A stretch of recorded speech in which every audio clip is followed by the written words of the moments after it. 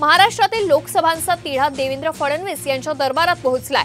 साताऱ्याच्या जागेसह पुणे लोकसभेबाबतही सागर बंगल्यावर बैठक पार पडतीये। पुणे भाजपचे माजी शहर अध्यक्ष जगदीश मुळीक, माजी आमदार दिलीप कांबळे आणि राष्ट्रवादी काँग्रेसचे नाना काटे यांना सागरवर बोलावण्यात आलंय। पुणे लोकसभेवरून काही दिवसांपूर्वी भाजपात वादावादी झाली होती। जगदीश मुळीक समर्थकांकडून मोहोळ यांच्या विरोधात बॅनरबाजी करण्यात आली होती, तर मंत्री राधाकृष्ण विखे पाटीलही फडणवीसांच्या भेटीसाठी सागर बंगल्यावर दाखल झाले। या संदर्भात अधिकचे अपडेट्स घेऊयात आमचे प्रतिनिधी सूरज मसूरकर यांच्याकडून। सूरज, नेमकी काय सध्या चर्चा होतीये सागरवर? पुण्याचा लोकसभा उमेदवार जाहीर झालाय आणि त्यानंतर ही नाराजी भाजपमध्ये बघायला मिळते, काय अधिक अपडेट्स?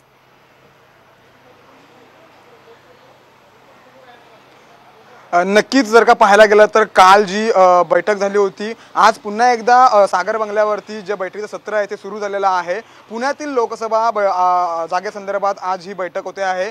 जे जगदीश मुळीक आहेत ते सागरवरती दाखल झालेले आहेत। त्यांच्यासोबतच माजी शहराध्यक्ष तसेच आमदार दिलीप कांबळे आणि राष्ट्रवादी काँग्रेसचे नाना काटे हे देखील सागर बंगल्यावरती दाखल झालेले आहेत। एकंदरीत जर का पाहायला गेलं तर केंद्रीय नेतृत्वाने महाराष्ट्रामध्ये जो जागेचा तिढा आहे तो कुठेतरी तुम्हीच सोडवा असं जे देवेंद्र फडणवीस यांना सांगितलेलं आपल्याला पाहायला मिळतं। कारण जे काही जागेचे तिढे आहेत ते कुठेतरी सागर बंगल्यावरती येऊन सुटत आहेत। आज देखील जे आमदार भाजपचे आमदार शिवेंद्रराजे भोसले आहेत ते देखील सागरवरती दाखल झालेले आहेत। कुठेतरी उदयनराजे भोसले यांनी देखील काही दिवसांपूर्वी देवेंद्र फडणवीस यांची भेट घेतली होती। आता उदयनराजे भोसले हे दिल्ली दरबारी गेलेले आहेत आणि त्याच पार्श्वभूमीवर कुठेतरी आता शिवेंद्रराजे भोसले देखील सागर बंगल्यावरती दाखल झालेले आहेत। कुठेतरी उदयनराजे भोसले सातारा लोकसभा निवडणूक लढवण्यासाठी इच्छुक आहेत आणि याच पार्श्वभूमीवरती कुठेतरी सागर बंगल्यावरती आता खलबते सुरू झालेले आहेत। मंत्री राधाकृष्ण विखे पाटील देखील आता सागर बंगल्यावरती पोहोचलेले आहेत। जगदीश मुळीक आलेले आहेत आणि तसेच भाजप हिंगोलीची जागा लढण्यासाठी इच्छुक आहे। तिकडचे स्थानिक पदाधिकारी देखील सागर बंगल्यावरती पोहोचलेले आहेत। आपणच ती हिंगोलीची जागा लढूया अशी जी मागणी आहे